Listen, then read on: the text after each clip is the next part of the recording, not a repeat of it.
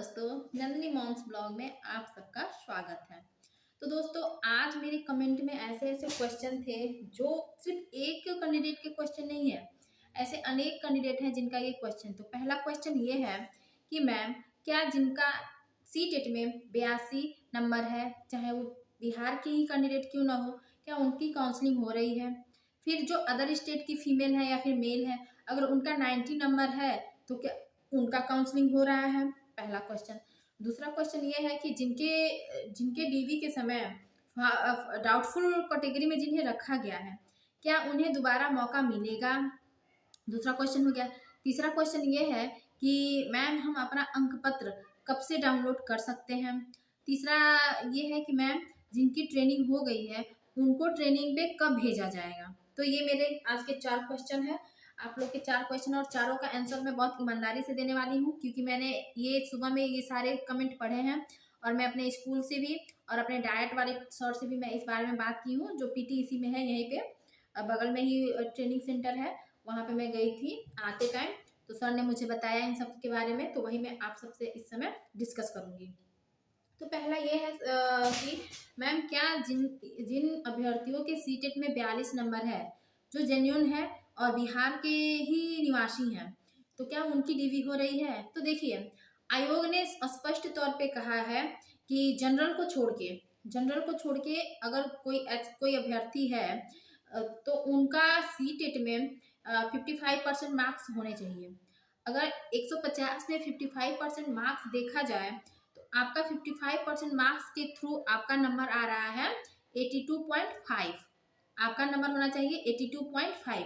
तो आपने गौर किया होगा, एक समय ये हल्ला हुआ था कि जो सीटेट का वो नंबर आ रहा है, उसमें किसी किसी का नंबर पॉइंट में भी दिया है। बस पॉइंट में देने का यही रीजन है कि 55% उनका आ रहा है कि नहीं है। तो देखिए, आयोग ने नोटिस भी निकाला है कि ऐसे अभ्यर्थी जिनका सीटेट में 55% है उन्हें लिया जाएगा, और जिनका 55% नहीं है उनका नहीं लिया जाएगा, चाहे वो बिहार के कैंडिडेट ही क्यों ना हो। तो तो ये है। तो अगर आपका 82 है तो आपको जेन्युइन तौर पे आपको फाउंड डाउटफुल में रखा जाएगा, क्योंकि 82.5% होना चाहिए।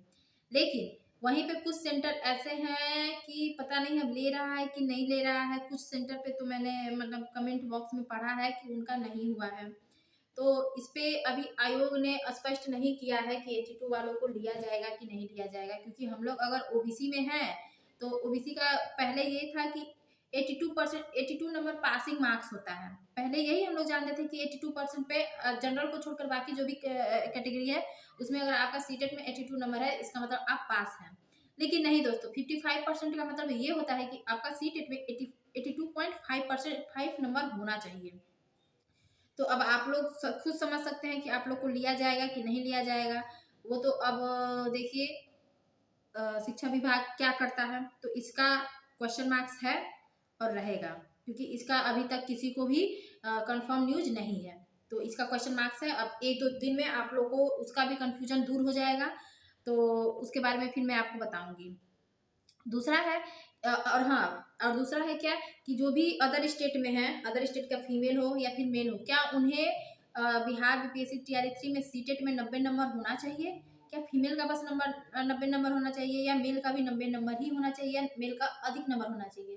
तो दोस्तों, जो भी अदर स्टेट के कैंडिडेट हैं उनका सीटेट में अगर 90 नंबर है, चाहे वो मेल हो या वो फीमेल हो, तो आप लोग की डीवी में किसी प्रकार की कोई भी दिक्कत नहीं होगी। हाँ, अगर 90 नंबर से आपका कम रहता है तब आपका जो डीवी है उसमें आप लोग को दिक्कत होगी, आप लोग की डीवी नहीं होती।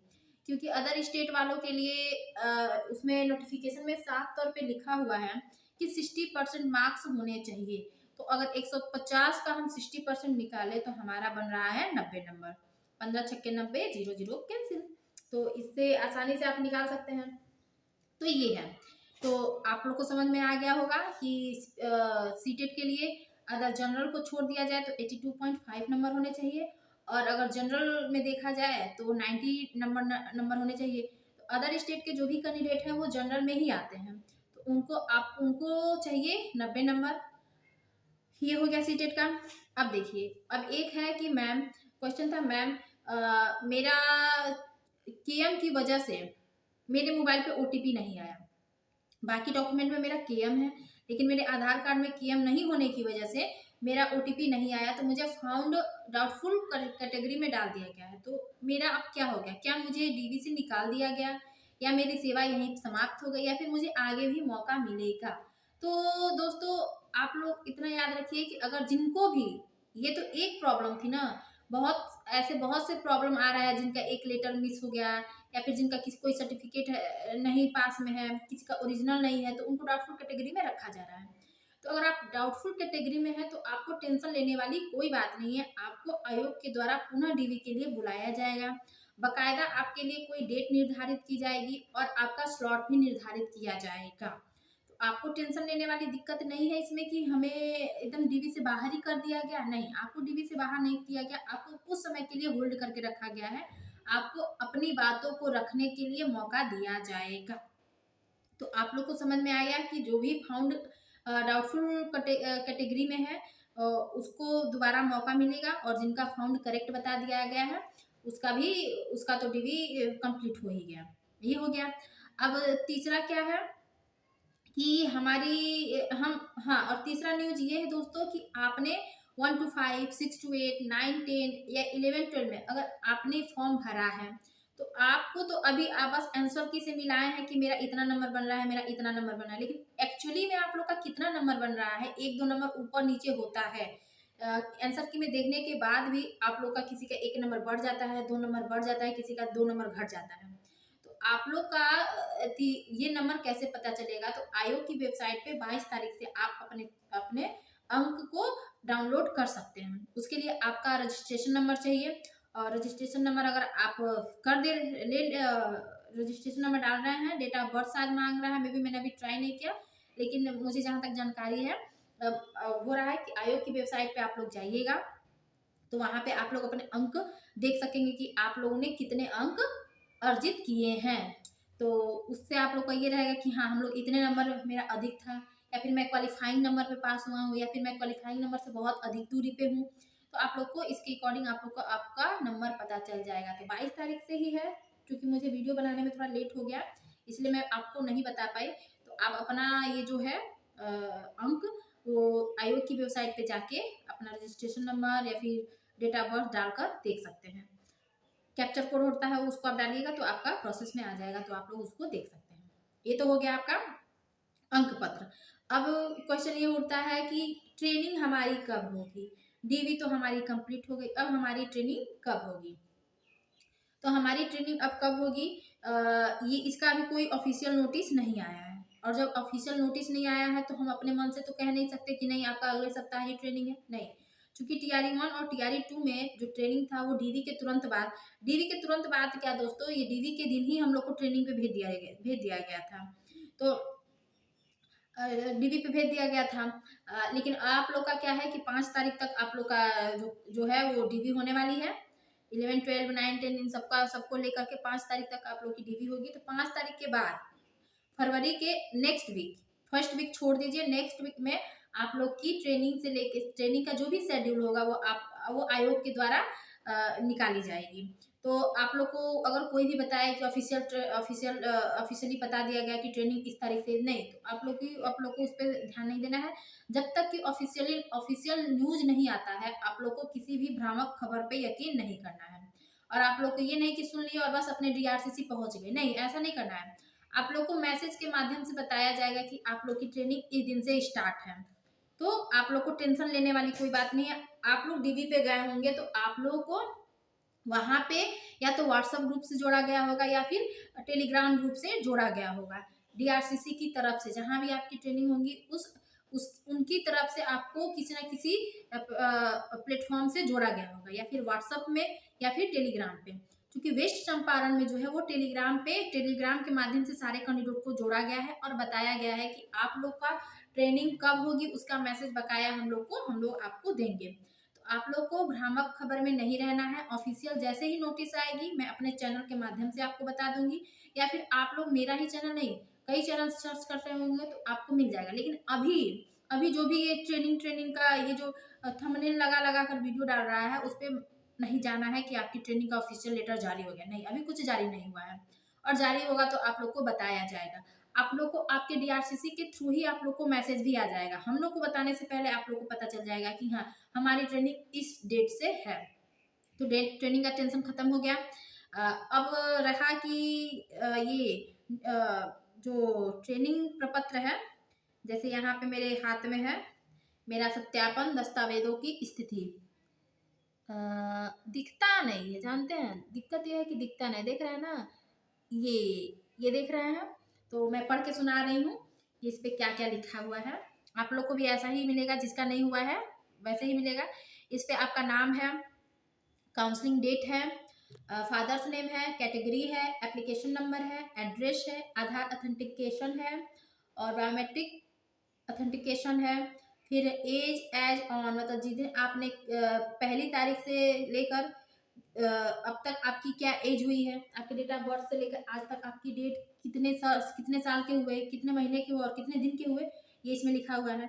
और जो भी आपके जो डॉक्यूमेंट वेरिफिकेशन हो रहा है ना, उसमें मेन 7 चीज़ों को देखा जा रहा है पीआरटी के लिए। पीआरटी में 7 चीज़ों को देखा जा रहा है। आधार, पैन, अपने आधार या पैन जो दोनों में से जो भी लगाया होगा वो देखा जा रहा है। रिजर्वेशन कैटेगरी को देखा जा रहा है, या तो उसका डॉक्यूमेंट हो या फिर उसका सर्टिफिकेट हो। रेजिडेंशियल स्टेटस एंड डॉक्यूमेंट या फिर certificate. CTET, BTET and first paper, या तो डॉक्यूमेंट हो, ऑब्लिक करके दिया है certificate. Matric certificate oblique marksheet for date of birth. Graduation oblique equivalent qualification. 2 year diploma in elementary education. तो देखिए दोस्तों, यहाँ पे एक डाउट आप लोग का अभी तक मैसेज मुझे आ रहा है कि मैम मैंने सर्टिफिकेट अपलोड किया है, मार्कशीट नहीं। तो किसी कोई बोल रहा है हम मार्कशीट अपलोड किए हैं, सर्टिफिकेट नहीं। तो यहाँ पे आप लोग को साफ देखा, आप देख सकते हैं दोस्तों, यहाँ जो है, यहाँ पे आब्लिक करके डॉक्यूमेंट या फिर सर्टिफिकेट, इन दोनों में से आब्लिक करके दिया है। मतलब इसका मतलब ये होता है कि आप इन दोनों में से कोई भी एक आपका होना चाहिए पास में। तो चूंकि मुझे लगता है कि डीवी के समय आप सबके पास वो चीज़ें होंगी, भले आपने किसी एक चीज़ को अपलोड किया हो, लेकिन आपके पास दोनों चीज़ अवेलेबल होगी। आप लोग दोनों लेके जाइएगा, जो डीवी में मांगा जाएगा बस आपको उठा कर दे दीजिएगा। हाँ, एक्स्ट्रा चीज़ें आपको नहीं देना है, जो मांगा जाए आपको वही देना है। ये नहीं कि मतलब मांगा जाए मुझसे कुछ और हम दे कुछ और, नहीं, ऐसा नहीं करना है।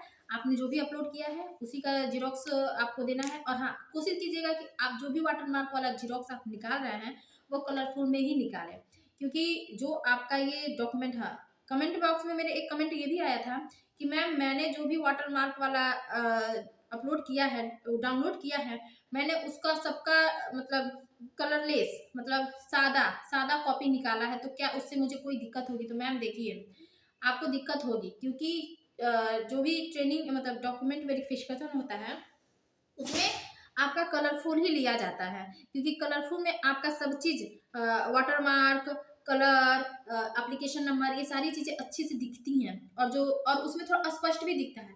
अब सादा लेंगे ना तो कुछ चीज़ें उसमें मिस हो जाती हैं, तो इसलिए वो चीज़ आपका वैलिड नहीं होता है। तो आप लोग कोशिश कीजिएगा कि जिनका भी अभी डीवी बाकी है वो वाटरमार्क वाला कलरफुल ही निकालें, जितना भी उसका प्रति करना है कलरफुल ही करें।